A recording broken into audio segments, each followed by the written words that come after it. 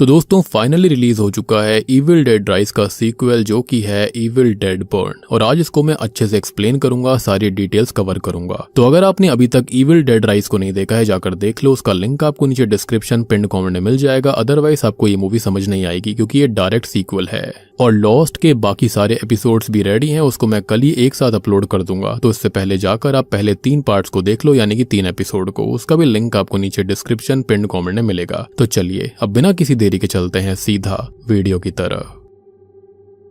तो evil dead burn movie की शुरुआत होती है एक सीन को दिखाते हुए, जहां पर एक पुरानी रिकॉर्डिंग चल रही थी और साथ ही साथ हम जोसेफ प्राइस नाम के एक आदमी को अपने नाना जी बेंजामिन की स्टडीज पर रिसर्च करते हुए देख रहे होते हैं। हम कुछ रिकॉर्ड से जान पाते हैं कि बेंजामिन सिर्फ एक हिस्टोरियन नहीं था, बल्कि सर्कल ऑफ वाइस मैन नाम के एक सीक्रेट ग्रुप का हिस्सा था। शायद इन्हीं सब का जिक्र इविल डेड राइज के अंदर करा गया था। और आपको याद हुआ कि वहां पर प्रीस्ट के कुछ रिकॉर्ड्स मिले थे। अब बेंजामिन ने सालों तक दुनिया भर में सिर्फ एक ही चीज की तलाश करी थी, और वो थी बुक ऑफ द डेड, यानी कि नेक्रोनोमिकॉन या फिर नटूरोम डिमोंटो, जिसका शायद एक वॉल्यूम उसके पास था। और इसके 3 वॉल्यूम्स थे, जिनमें से एक तो इविल डेड राइज में मिला और शायद एक यहाँ पर था। अब बेंजामिन अपनी रिकॉर्डिंग में बताता है कि हजारों साल पहले कुछ शैतानी मंत्रों की वजह से नर्क के दरवाजे खुल गए थे, जो कि वही 4 खतरनाक शब्द हैं जिससे कि कैंडेरियन डीमन आता है। उन दरवाजों से एक बहुत ही खतरनाक ताकत दुनिया में आ गई थी, जो कि था कैंडेरियन डीमन। ये डीमन इंसानों के शरीर पर कब्जा कर लिया करता और उनको डेडाइट्स में चेंज कर दिया करता। सबसे डरावनी बात यह थी कि जितने भी डेडाइट्स होते हैं वो अलग अलग नहीं होते, सभी एक हाइव माइंड से कनेक्टेड रहते हैं। मतलब कि अगर एक डेडाइट को कोई भी बात पता चल जाए तो वही सारी बातें डेडाइट्स को पता चल जाती हैं, यानी कि सबके सब आपस में जुड़े हुए थे।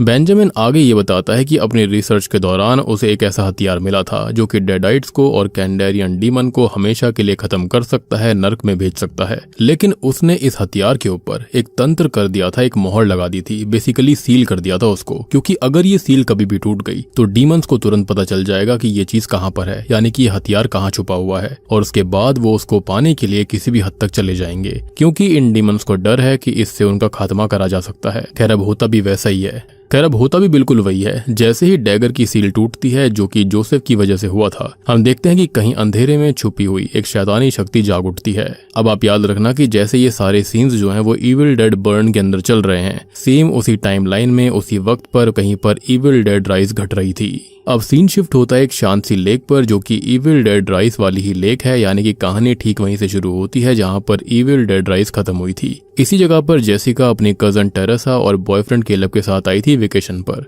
खैर अब यहीं पर हम 2 दोस्तों को देखते हैं जिनके नाम लियो और जैरेड होते हैं, जो कि फिशिंग करने आए थे। सब कुछ नॉर्मल लग रहा होता है, बिल्कुल नॉर्मल डे था कि इसी बीच लियो की गर्लफ्रेंड का फोन से लगातार आ रहा था और वो बात करने के लिए जंगल की तरफ निकल जाता है, और पीछे जैरेड अकेले ही फिशिंग करने लगता है। लेकिन अचानक से उसकी फिशिंग रॉड में कोई बहुत ही भारी चीज अटक जाती है। जैरेड को लगता है कि शायद कोई बहुत बड़ी मछली फंस गई होगी। वो पूरी ताकत लगाकर लाइन खींचता है, लेकिन पानी के अंदर से मछली नहीं बल्कि एक इंसान का कटा हुआ सर बाहर निकलता है, और ये देखते ही उसके होश उड़ गए थे। और ये सर असल में किसी और का नहीं बल्कि जेसिका के बॉयफ्रेंड केलब का था, यानी कि जेसिका ने केलब और टेरेसा दोनों को ही खत्म कर दिया था इविल डेड राइज में। अब उसके रिएक्ट करने से पहले ही पानी के अंदर से एक खूनी हाथ बाहर निकलता है, और ये थी जेसिका। लेकिन अब वो नॉर्मल लड़की नहीं थी, वो पूरी तरह से डेडाइट बन चुकी थी। और आपको याद हुआ कि जैसे ही जोसेफ ने स्टार्टिंग में उस डैगर को निकाला था, उसकी सील टूट गई थी, जिसके बाद में उस डैगर का होना जिसको महसूस हुआ था वो कोई और नहीं बल्कि डेडाइट बन चुकी जेसिका ही थी। खैर अब जेसिका जैरेड को फिशिंग हुक के साथ ही पानी के अंदर घसीट लेती है, और ये बहुत ही खतरनाक सीन होता है।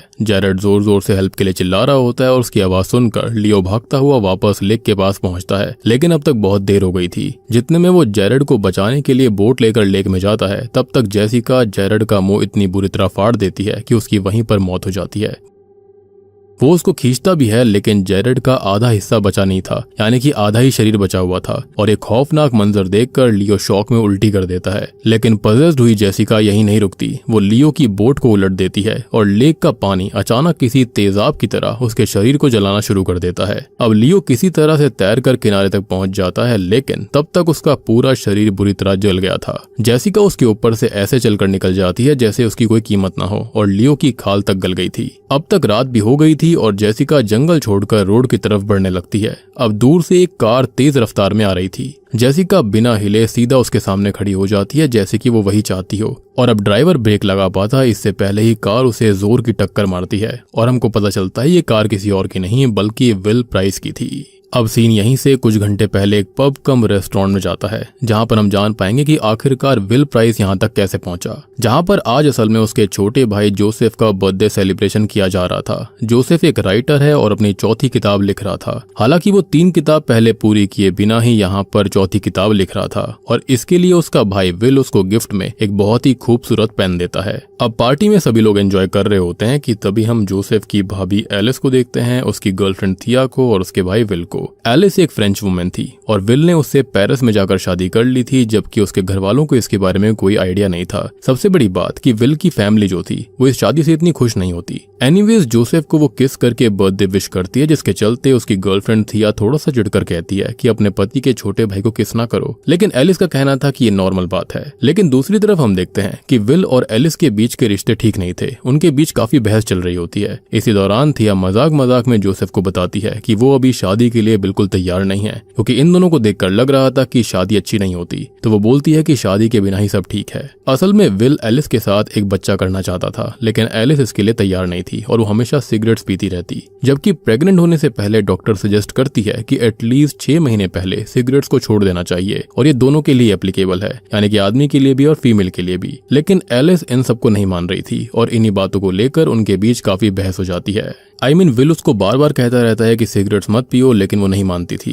एनीवेज अब विल का गुस्सा आउट ऑफ कंट्रोल हो गया था और एलिस उससे गुस्से में कह देती है कि एक दिन तुम नर्क में सड़ोगे, और ये बात विल को और भड़का देती है। वो उसको धक्का देकर एक कार का साइड मिरर पंच करके तोड़ देता है। अब वो नशे की हालत में ही पब से कार लेकर निकल पड़ता है, जबकि उसका भाई उसको मना कर रहा था, लेकिन वो नहीं मानता। और अब सीन ठीक उसी तरफ आता है जहां पर रोड पर एक तेज रफ्तार में कार आ रही होती है जो कि जेसिका को ठोक देती है, यानी कि ये कार किसी और की नहीं बल्कि विल प्राइस की थी, और जेसिका जानबूझकर विल की कार के सामने आई। हु नोस कि इसी डीमन ने इनके दिमाग में एक दूसरे की तरफ लड़ने के लिए इनको मजबूर किया होगा ताकि ये पल बन जाए। अब क्रैश इतना खतरनाक होता है कि जेसिका का शरीर लगभग टूट चुका था। विंडशील्ड से उसकी बॉडी अंदर आ गई थी, उसकी गर्दन तक लगभग अलग हो गई थी, लेकिन डेडाइट होने की वजह से उसको कोई फर्क नहीं पड़ता और उसकी जो गर्दन होती है वो बाहर गिर पड़ती है, यानी कि कार से बाहर। एक्सीडेंट के बाद कार के अंदर आग लग गई थी और विल उसमें फंस जाता है, या फिर ये कहें कि यहाँ पर इस डेडाइट ने उसको अपनी शक्ति से फंसा दिया था। अब वो बाहर निकलने की लाख कोशिश करता है, लेकिन हर बार फेल हो जाता है। तभी जेसिका उसकी तरफ देखकर नेक्रोनोमिकॉन की कुछ शैतानी शब्द बोलती है और अगले ही पल विल के अंदर कैंडेरियन डीमन ट्रांसफर हो जाता है और विल जलकर वहीं पर खत्म हो गया था, या फिर कम से कम सबको लगता है कि ऐसा हुआ होगा।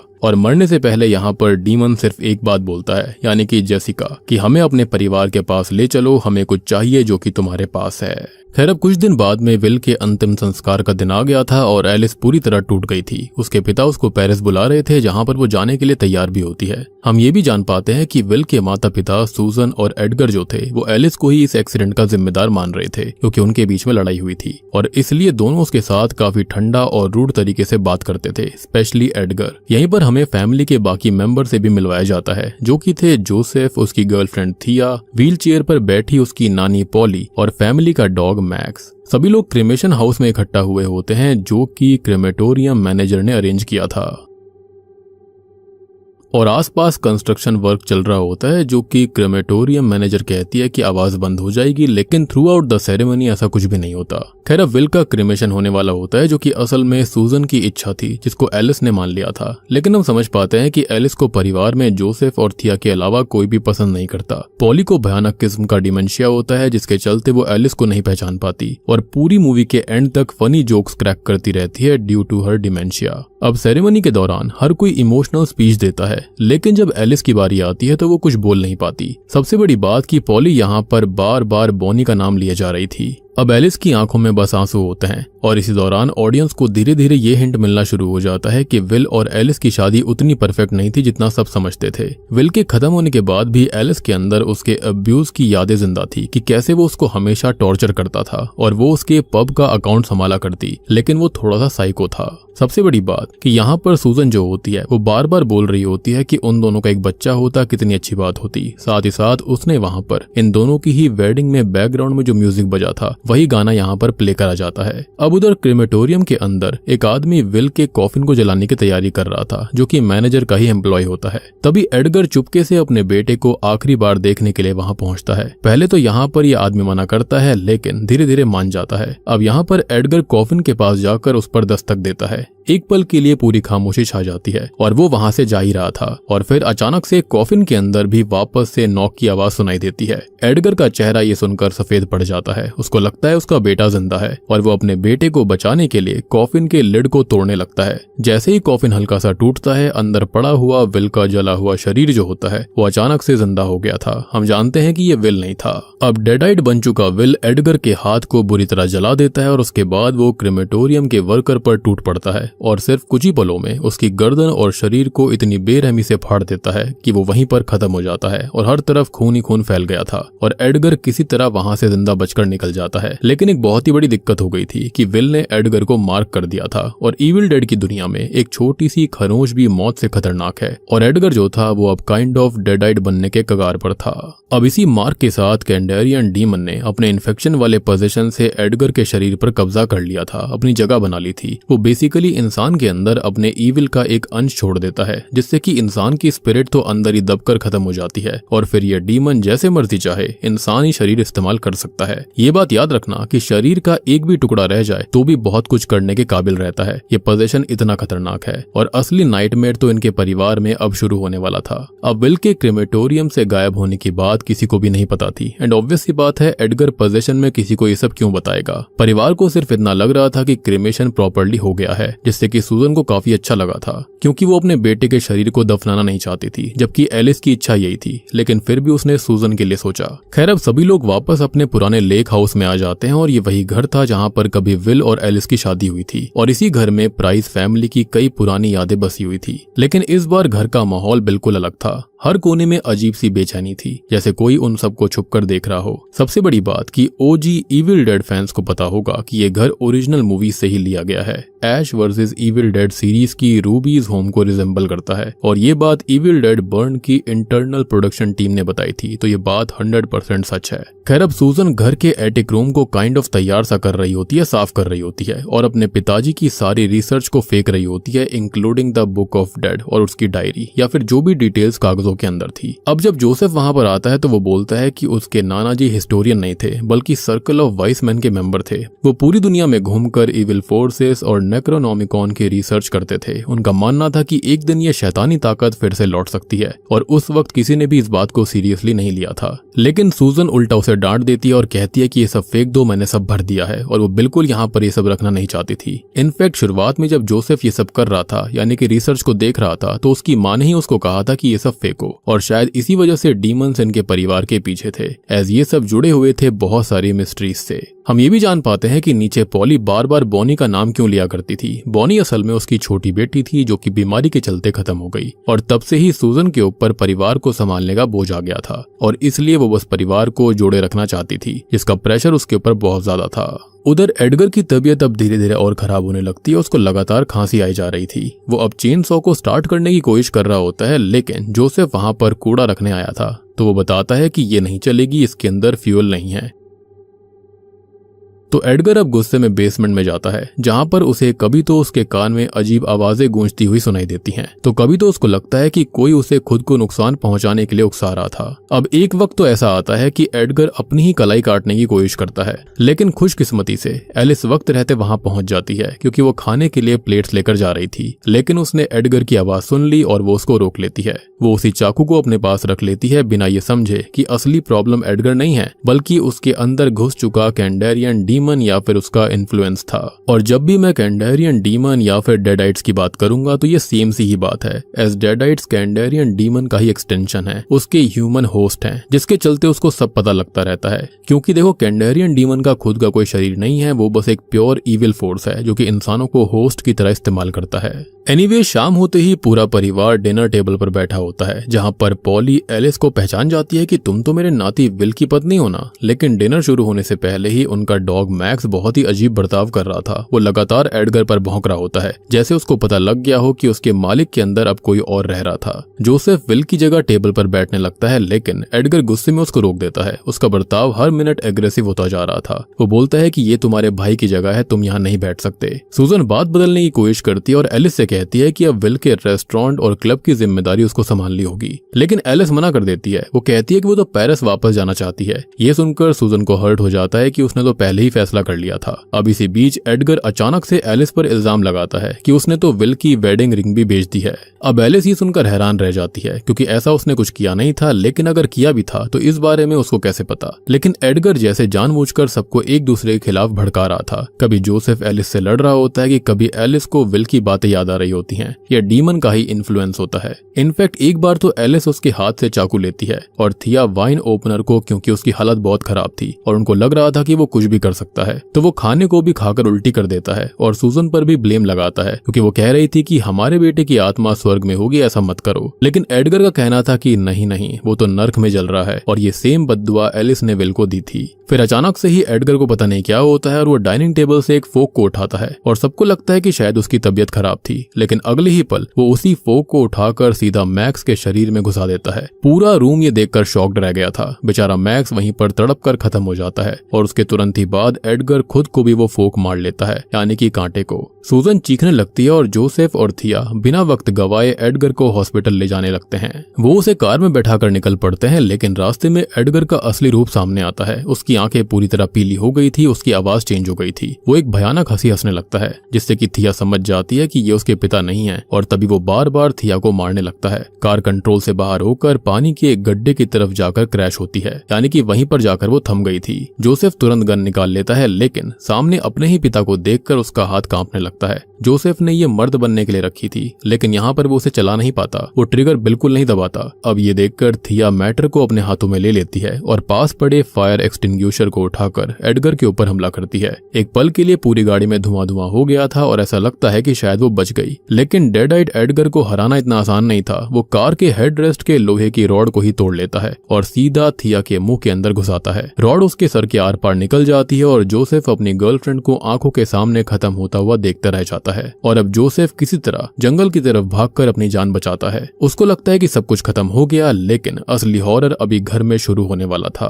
अब लेक हाउस में हम देखते हैं कि एलिस और सूजन मैक्स को दफन कर रहे थे कि तभी एलिस वहां पहुंचती है, जहां पर जोसेफ ने अपने नाना का सामान रखा था, जो कि नीचे हवा चलने की वजह से गिर जाता है। वो अकेली बेंजामिन की पुरानी डायरी देख रही होती है और उसे नेक्रोनोमिकॉन और बेंजामिन के नोट्स मिलते हैं। अब डायरी में उसे अक्टूबर 1983 और दिसंबर 1983 की एंट्रीज मिलती हैं।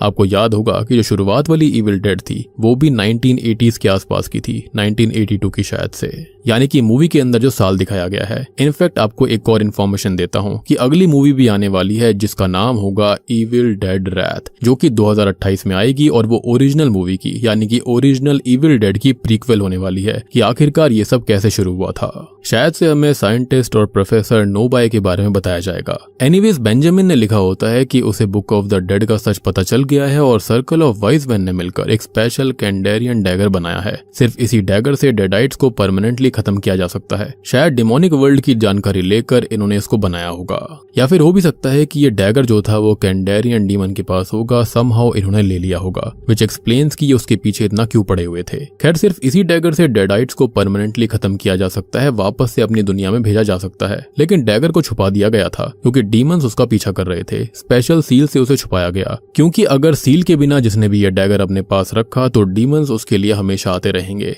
अब एलिस बिना सोचे समझे नेक्रोनोमिकॉन के कुछ शब्द पढ़ने लगती है, यानी कि वो 4 स्पेशल शब्द। जैसे ही वो 3 शब्द बोलती है पूरे घर में अजीब हवा चलने लगी थी, यानी कि कैंडेरियन डीमन वहां पर आमंत्रित हो गया था। दरवाजे हिलने लगते हैं, लेकिन आखिरी शब्द वो नहीं बोलती और तभी मरा हुआ मैक्स दोबारा उठ खड़ा होता है। अब वो नॉर्मल डॉग नहीं था, वो एक डेडाइट बन गया था। मैक्स अब सीधा एलिस पर हमला कर देता है और एलिस मुश्किल से अपनी जान बचाती है, जो कि उसने उसी चाकू से बचाई थी जो कि उसको एडगर के पास से बेसमेंट में मिला था, जिसको उसने अपने पास रख लिया, यानी कि फाइनली ये चाकू काम आया। अब सबसे पहले एलिस घर के अंदर आकर डरी हुई सूजन पॉली के सामने फ्रेंच में बोलने लगती है कि तुम्हारे मरे हुए डॉग ने जिंदा होकर मुझ पर हमला किया, जो कि किसी को समझ नहीं आता, लेकिन मुझे समझ आ गया था क्योंकि थिएटर में सबटाइटल्स थे। खैर ठीक इसी वक्त जोसेफ भागते हुए घर पहुंचता है। उसकी सांसें फूली हुई थी और वो सबको बताता है कि एडगर ने थिया को खत्म कर दिया। लेकिन उसकी बात पूरी भी नहीं हुई थी कि बाहर से किसी के चलने की आवाज आती है। सब लोग सोचते हैं कि शायद थिया बच गई। अब किसी तरह दरवाजा खोला जाता है और सामने खड़ी हुई थी थिया, लेकिन ये वो थिया नहीं थी जो कि जोसेफ से प्यार करती थी। उसका पूरा शरीर खून से भरा हुआ था और मुंह के अंदर अभी भी हेड रेस्ट की रॉड घुसी हुई थी।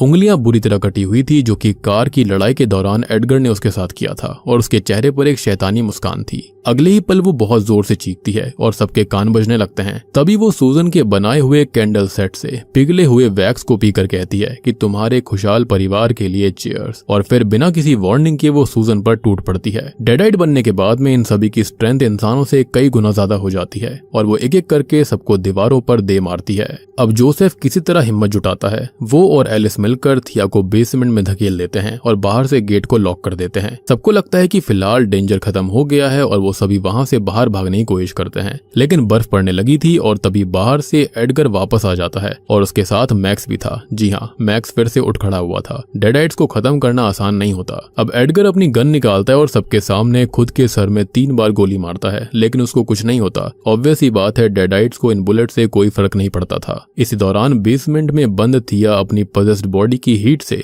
फर्नेस को इतना गर्म कर देती है कि पूरे घर का तापमान बहुत बढ़ने लगता है। इनफैक्ट दीवारें तक गर्म हो गई थी और अब घर के अंदर सिर्फ 4 लोग बचे थे, जो कि यहाँ पर इंसान होते हैं। एलिस, जोसेफ, सूजन और व्हील चेयर पर बैठी पॉली। सभी लोग पूरे घर में फर्नीचर का बैरिकेड लगा देते हैं और उनको लगता है कि अगर बेसमेंट बंद रहेगा तो शायद वो सुबह तक जिंदा बच जाएं। लेकिन डेडाइट सिर्फ ताकत से नहीं बल्कि दिमाग से भी हमला करते हैं। बेसमेंट के अंदर से थिया जो होती है वो प्यार से पॉली को आवाज लगाती है। वो उसको इमोशनल बातें कर कर काफी ज्यादा मना रही थी। पॉली की याददाश्त पहले से ही कमजोर थी। उसको समझ नहीं आता कि बाहर उसके बेटे की गर्लफ्रेंड नहीं है, और वो समझ नहीं पाती कि अंदर उसके बेटे की गर्लफ्रेंड नहीं बल्कि एक शैतान खड़ा था। अब धीरे धीरे थिया उसको मैनिपुलेट करती है और पॉली ये कहती है कि तुम वही चोर लड़की हो ना, मेरे पैसे लौटाओगी। इस पर थिया डीमन समझ जाती है कि ये बुढ़िया क्रैक है, तो इसके लिए वो हाँ कर देती है। असल में पॉली को लगता था कि थिया घर से पैसे चुराया करती थी, तो मे भी ऐसा हो भी सकता है, नहीं तो एक ही बात वो बार बार क्यों कहेगी। और बस पॉली अपने ही हाथों से बेसमेंट का लॉक खोल देती है और यहीं से प्राइस फैमिली की जिंदगी का सबसे खौफनाक चैप्टर शुरू होता है। जैसे ही पॉली बेसमेंट का दरवाजा खोलती है, धीरे धीरे अंधेरे से डेड-आइड थिया बाहर निकलती है, लेकिन उसके चेहरे पर गुस्सा नहीं बल्कि अजीब सी मुस्कान थी, जैसे उसे पहले से पता हो कि अब इस घर में कोई नहीं बचेगा। वो पॉली को धक्का देकर वहां से भाग जाती है और पॉली के चिल्लाने की आवाज से सभी लोग तुरंत उनकी तरफ भागने की कोशिश करते हैं। लेकिन थिया इनके घर में फ्यूल डालकर आग लगाने की कोशिश कर रही थी, जिसको एलिस और जोसेफ डर के मारे दूर से देख रहे थे। एलिस जोसेफ को अंदर जाने के लिए कहती है तो वो एक लैंप से उसको मारना चाह रहा था, लेकिन थिया अचानक गायब हो जाती है। अब जब जोसेफ देखता है कि एलिस के मुंह पर ऊपर सीलिंग से खून टपक रहा था, तो थिया किसी जानवर की तरह छत से सीधा नीचे कूदकर एलिस को पकड़ लेती है, ये कहते हुए कि घर के सारे मर्द उसके नहीं होंगे, जोसेफ उसका है। अब शायद ये डीमंस मन की बात पढ़ लेते हैं, या फिर ये उस क्लब वाली बात का रेफरेंस था जहाँ पर एलिस ने जोसेफ को किस करके बर्थडे विश किया, जिससे कि थिया चिढ़ गई थी। खैर वो एक ही झटके में उसे दूर फेंक देती है और फिर सूजन और जोसेफ पर टूट पड़ती है। अब उस वक्त जोसेफ को एक बात समझ में आती है कि थिया किसी को रैंडमली नहीं खत्म कर रही थी, वो बार बार सिर्फ उसके पीछे आ रही थी, जैसे उसे जोसेफ से कोई खास चीज चाहिए हो, नहीं तो वो उसे कब का खत्म कर देती। और सबसे बड़ी बात कि ये चीज कुछ और नहीं बल्कि वही खास हथियार यानी कि कैंडेरियन डैगर था। मतलब कि डेडाइट्स को और डीमन को पहले से पता था कि इनके परिवार के पास ही वो खास चीज है, और इसलिए पजेस हुई जेसिका ने विल को कहा था कि हमें अपने घर ले चलो। खैर फाइट के दौरान थिया जोसेफ को धक्का देती है और वो सीधा किचन में रखी हुई सूजन की छुरियों पर और कांटों पर गिर पड़ता है, जो कि उसने डिश वॉशर में रखे हुए थे, और उसको वो खुला ही छोड़ गई थी। अब छुरी समेत कांटे उसके कमर में घुस जाते हैं और थिया उसके ऊपर बैठकर उसे और अंदर दबाने लगती है। फिर वो हंसकर कहती है कि मैं तुम्हारी पहली गर्लफ्रेंड थी और आखिरी भी मैं ही रहूंगी। जोसेफ यहाँ दर्द से तड़प रहा होता है, लेकिन वो डैगर की लोकेशन नहीं बोलता, लेकिन हिम्मत जुटाकर वो भी उसकी गर्दन में वाइन ओपनर घुसा देता है, लेकिन उसे दर्द नहीं होता बल्कि वो उससे अपने ही गले को चीरने लगती है।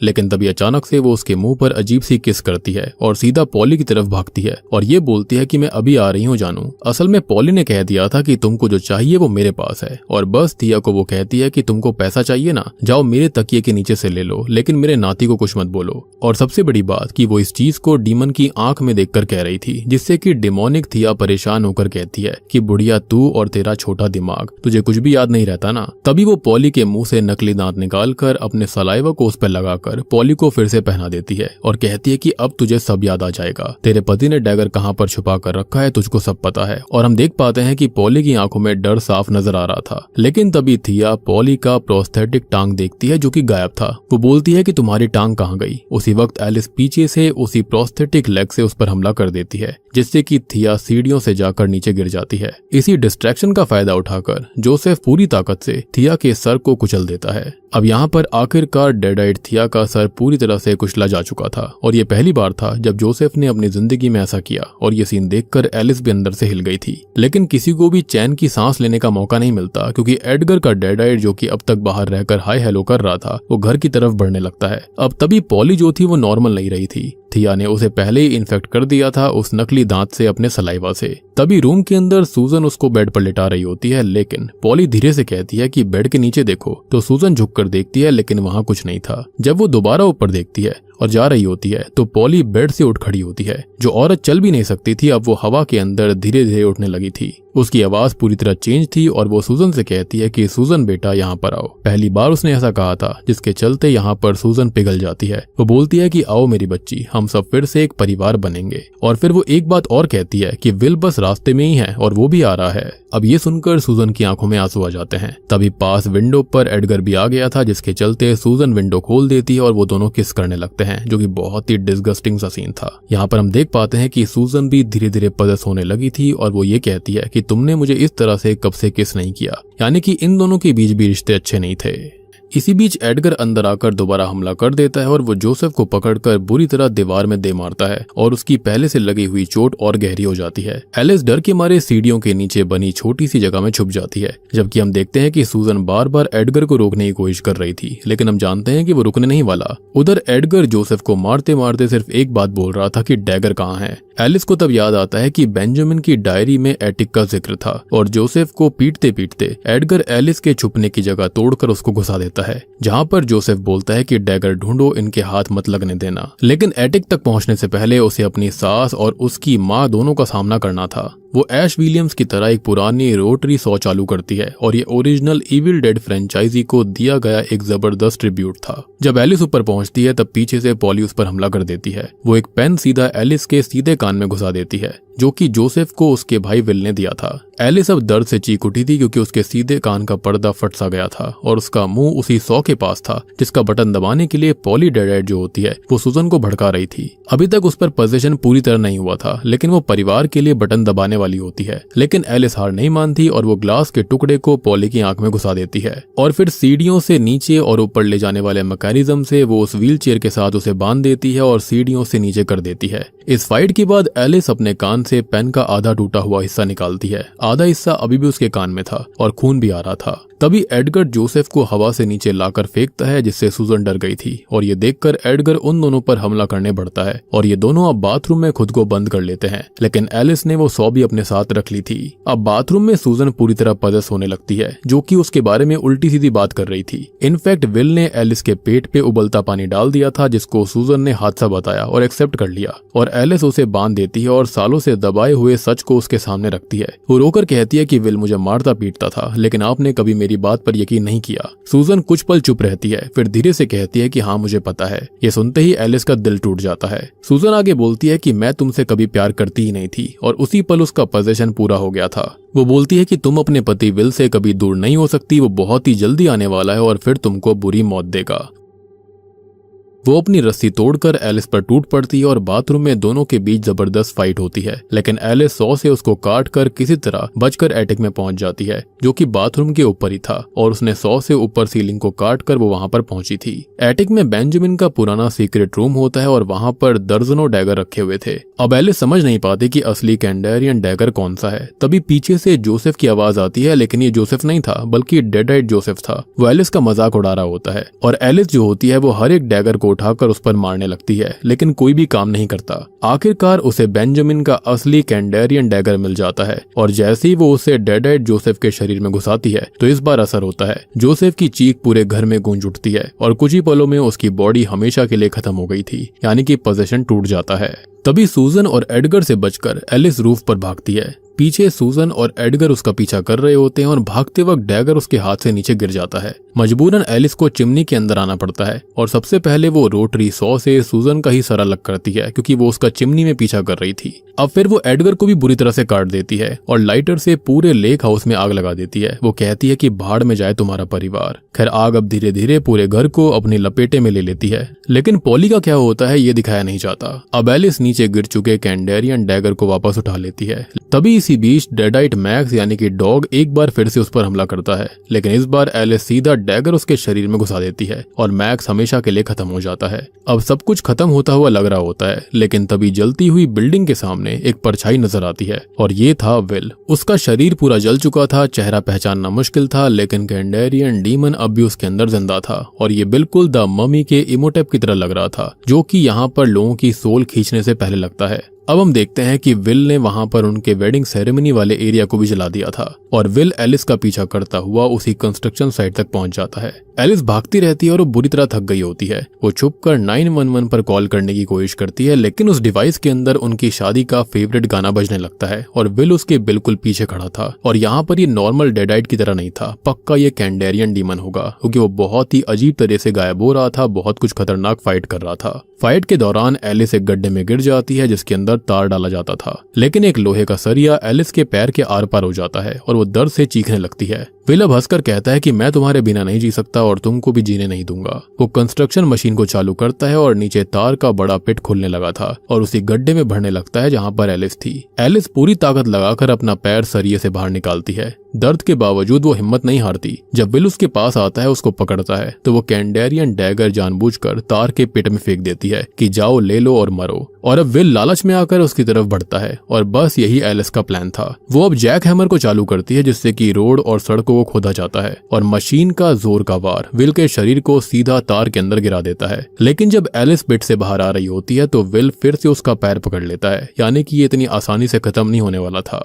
इसी पल एलिस को एक पल के लिए असली विल दिखता है, जो कि धीरे से कहता है कि आई लव यू। और ये कैंडेरियन डीमन की आखिरी चाल थी। वो चाहता था कि एलिस इमोशनल होकर उसको बचा ले, जिसके चलते वो उसको भी खत्म कर देगा। लेकिन इस बार एलिस उसके झांसे में नहीं आती। वो असली कैंडेरियन डैगर उठाकर विल में घुसा देती है, क्योंकि पहले वाला डैगर असली था ही नहीं और इसलिए यहाँ पर वो दोबारा उसके पास आया था। एलिस अपने हाथ से ही विल का सर कुचल देती है, जो कि दर्शाता है कि अपना पास्ट उसने इसी तरह कुचल दिया था। और धीरे धीरे विल हमेशा के लिए तार के अंदर डूब जाता है और एलिस ने ये डैगर अपने पास रख लिया था, लेकिन शायद वो नहीं जानती कि डीमंस उसके पास फिर से आएंगे। अब सुबह होते ही पुलिस और पैरामेडिक्स वहां पहुंचते हैं। शायद वो 911 की कॉल की वजह से आए होंगे या फिर जलते घर को देखकर आस पड़ोस वालों ने कॉल कर दिया होगा। खैर एलिस की हालत बहुत खराब थी और उसे फर्स्ट एड दिया जाता है। ऑफिसर पूछती है कि ये सब किसने किया, तो एलिस बस इतना कहती है कि उसके एक्स हस्बैंड ने। और फिर वो ऑफिसर से मांगकर एक सिगरेट जलाती है और ये सिर्फ स्मोकिंग सीन नहीं था, बल्कि सिंबल था कि एलिस फाइनली अपने अब्यूजिव पास्ट से आजाद हो गई थी।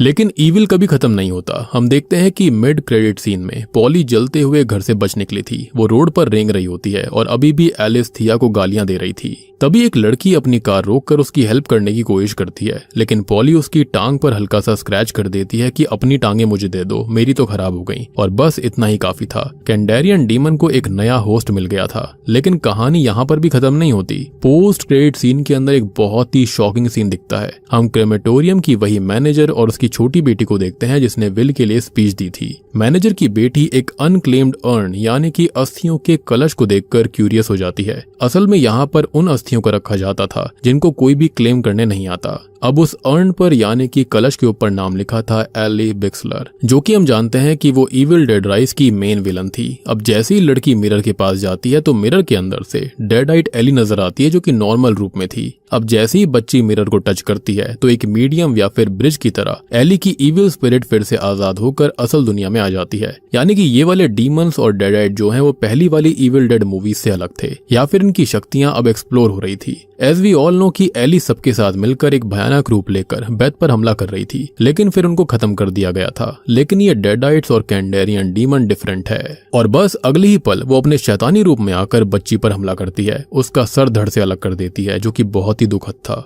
मतलब कि ये कैंडेरियन डीमन और डेड-आइड्स अब मिरर वर्ल्ड से भी जिंदा हो सकते हैं, एज वहां पर एली की अस्थियां अभी भी थी। यानी कि जब तक इनका नामो निशान ना खत्म कर दिया जाए या फिर इनको दफन ना कर दिया जाए तब तक ये जिंदा रहते हैं। या फिर एली सबसे पहली थी जो कि पजेस हुई थी डायरेक्टली कैंडेरियन डीमन से, तो शायद इसलिए बच गई। यानी कि अब एलिस चाहे पेरिस चली जाए या फिर कहीं और, उसको कहीं भी चैन नहीं मिलेगा जब तक इन लोगों को, इन डीमंस को ये डैगर नहीं मिल जाता। और बूम, इसी शॉकिंग एंडिंग के साथ में ये मूवी यहीं पर खत्म हो जाती है। तो दोस्तों ये थी इविल डेड बर्न फिल्म की कहानी। उम्मीद करता हूँ आपको पसंद आई होगी। और इविल डेड रैथ आएगी 2028 में, जो कि इस पूरी ही फ्रेंचाइजी का बिल्कुल प्रीक्वेल होगा, यानी कि बिल्कुल पहली कहानी का प्रीक्वेल।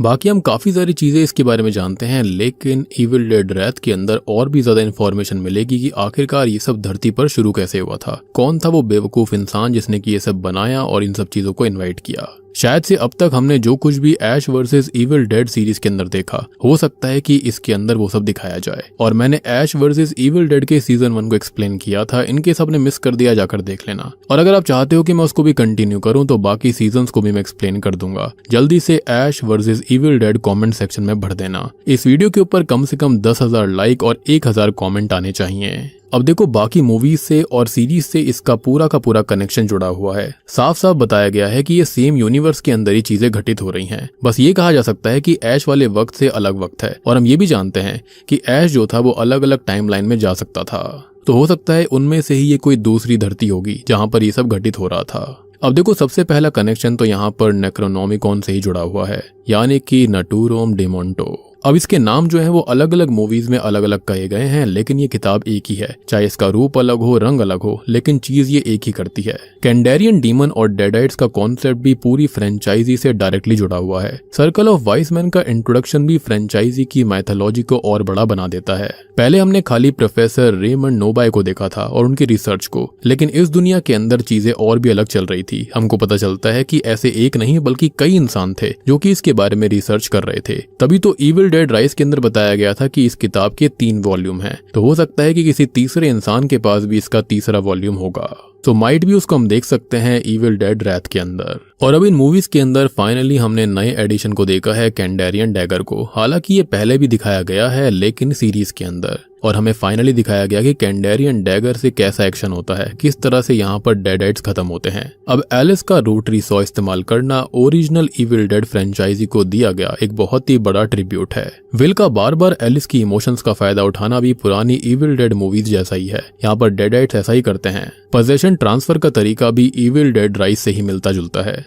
एंड ऑब्वियस सी बात है क्यों ना मिले, क्योंकि ये इविल डेड राइज का डायरेक्ट सीक्वल है। और डेड-आइड्स का अपने शरीर को तोड़ना मोड़ना नुकसान पहुंचाना भी फ्रेंचाइजी का क्लासिक एलिमेंट है। मूवी की एंडिंग भी इविल डेड राइज की तरह ही इविल के कभी खत्म ना होने का मैसेज देती है। हर एक मूवी के अंदर सेम चीजें ही दिखाई जाती हैं कि इनको खत्म नहीं करा जा सकता, खाली थोड़ा बहुत डिले करा जा सकता है। पोस्ट क्रेडिट सीन फ्रेंचाइजी के फ्यूचर की तरफ भी एक तगड़ा हिंट दे देती है। उम्मीद करता हूँ कि अब आपको ये मूवी अच्छे समझ में आ गई होगी। समझ में आ गई तो वीडियो को लाइक कर दो, चैनल के ऊपर नए हो तो सब्सक्राइब कर लो। और लॉस्ट का सीजन 1 पूरी तरह से तैयार है, लेकिन इविल डेड बर्न के चक्कर में मैं उसको अपलोड नहीं कर पाया, तो मैं कल उसको अपलोड करूंगा। तब तक आप जाकर लॉस्ट के पहले 3 एपिसोड को देख लो, और मैंने बाकी एपिसोड्स को एक ही साथ बहुत ही बड़ी वीडियो के अंदर एक्सप्लेन कर दिया है, जो कि मैं कल अपलोड करूंगा। लिंक आपको नीचे डिस्क्रिप्शन में पिन्ड कमेंट में मिल जाएगा। तो मैं आप सबको मिलता हूँ अगली वीडियो के साथ में, तब तक के लिए